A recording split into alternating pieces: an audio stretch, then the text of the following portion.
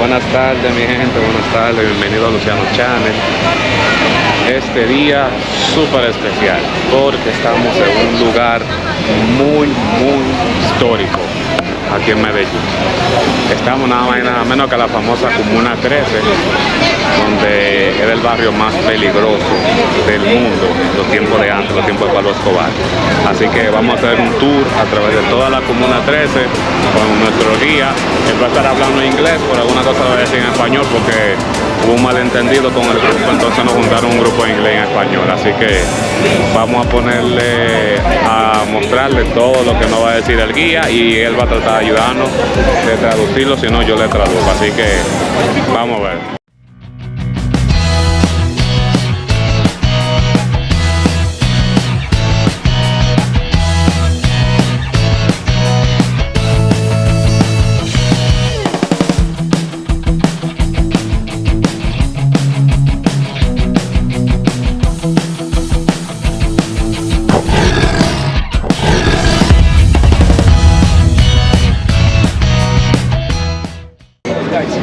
Really a big group, so let's try to make it more comfy, closer.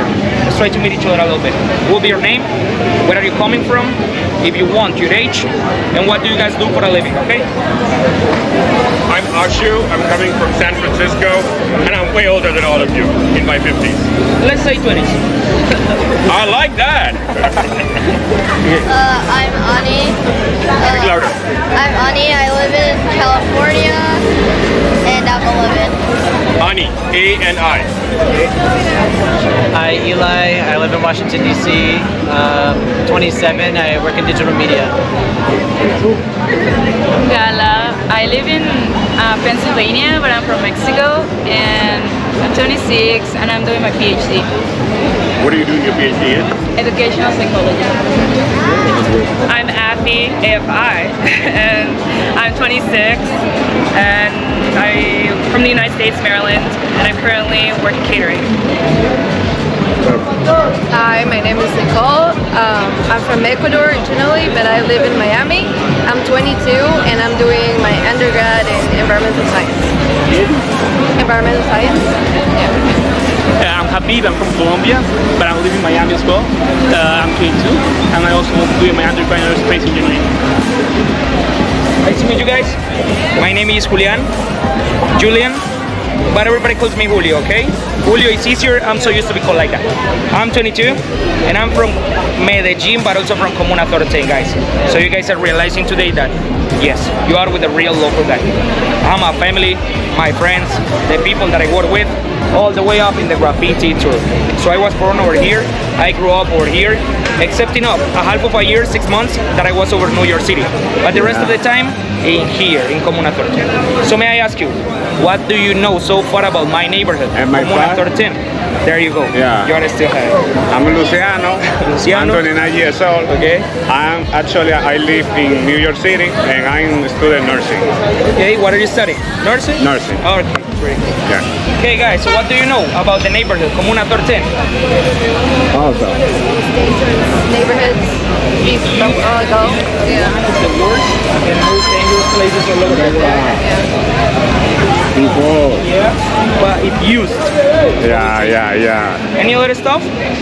A lot of art, street art, a lot of paintings, murals, graffitis, maybe pretty much more than that. community, for the population, a lot of people, a lot. And that's why we are in here in order to learn. So it was like what used to be like a place where police like couldn't get in. Like it was like completely controlled by the mafia. Okay, we know a little bit, but that's why we are in here, guys, in order to learn. So in order to understand the situation that we have been through all over Medellin and Comuna 13, we are going to be spotted in 4 different contexts or social economic situations. The first one is the origins of all of the neighborhoods and the houses spotted on hills. Second one, the violence in Colombia and Comuna 13 with the guerrillas groups and gangs, bandas criminales. The third one is going to be Operación Orión, Operation Orion, and the last one is going to be the whole contrast, the graffiti during my goal today. Because I'm gonna step you guys in a resume of a history full of violence But my goal today is to show you the other side of the neighborhood. That now it's not that dangerous place anymore. It's such a warm place, full of heart, culture, and really talented people that I want you to meet. So that's part of my goal, to show you the best of the impressions so you can come back tomorrow. Yeah. Estamos caminando aquí, subiendo las escaleras, entrando a la Comuna 3. Uno de los barrios más peligrosos del mundo en el pasado.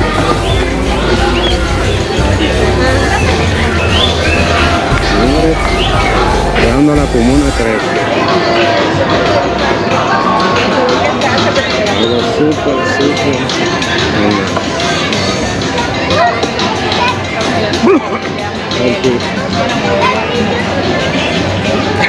And Manrique, this is just the beginning, guys. I'm gonna start with the whole history. And guys, as you can see, there is no actually mountains in here. All of these mountains are being formed by houses. This one, guys, is the second biggest favela all over South America. Favela is what they call like a ghetto, or a lower social economic level of the city spread on hills on Brazil, because it is a Brazilian or Portuguese word, and the first one will be Rio de Janeiro in Brazil. I'm not pretty sure about the whole world, because I heard a lot about Mumbai on India and Pakistan, so maybe those could be larger, but they are plain. They are not as most of Latin America that we have all of this. So today we are talking about South America. The first one will be Rio de Janeiro, second one Comuna 13 on Medellín, Colombia, and the third one will be Petare on Venezuela. It doesn't really look like that big, but guys, it is because we are just seeing this face from now. But later we are going to be in the other side of the hill, and you guys are going to be seeing that it is freaking huge as well. And it is actually coming from the mountains that we have in front of us. Wow. So it's 20 different neighborhoods, but as every mountain is covering each other, they don't really look like that big. How many people? 170,000. Wow. Maybe it's going close to 200,000, just in Comuna 13. Bigger than Petare. Yeah, this one is bigger than Petare. It doesn't look like that, but it is. It's a little bit bigger. It's maybe because Petare is not that much relieve or that much mountains over a mountain. In here we are a lot of them covering each other. So it looks smaller, but it's a little bit bigger. In percentage of people, and maybe percentage of people, but just in one area, condensed in just a little place. Okay. But it was not really like this in the beginning, guys. For around 1960s, 1970s, Medellin was such a small city. We were having a lot of neighborhoods, but they were all spread in the city center, in the downtown of Medellin. In here, there was nothing. It used to be the countryside of Medellin and Antioquia, our region. And actually, during those times, the economy in Colombia was better. We were not having Colombian pesos. We were having pesos oro. So you can see it, and you can realize that it is not even by thousands. It is by unit. That was the currency before here? It was before the Colombian peso. Okay, before, yeah. It was before 2000 Okay. here. It was even before 1990s. Something like this. Te puedo hacer una pregunta. ¿Cuándo cambió? Inflation, external debt, La moneda. and no, it must be the inflation. We were changing from oro, because we were just stopping to use oro in order to use Colombian pesos. Because you can see it doesn't even say thousands, it is hundred. So oro, what does oro mean? Gold. Gold. And it was only for Colombia or for other For countries? Colombia. So it was not the best of the economies, but it was pretty much better than today. So people from Urabá, Bajos del Cauca, El Chocó, some places in the little towns, the mountains, and the coast of Colombia started to come to Medellin to be looking for better opportunities. But guys, all of these families were not rich people, because all of them were families that they were being demobilized or taken out by force from their territories because of the guerrillas groups and the narco-traffic situation. So all of them were families that they had to leave their territories by force. Then they started to migrate as the main cities, Medellin, Bogotá, Cali, not only for better opportunities, but mainly to be looking for a refugee, a place so they could be staying. Oh, thank you.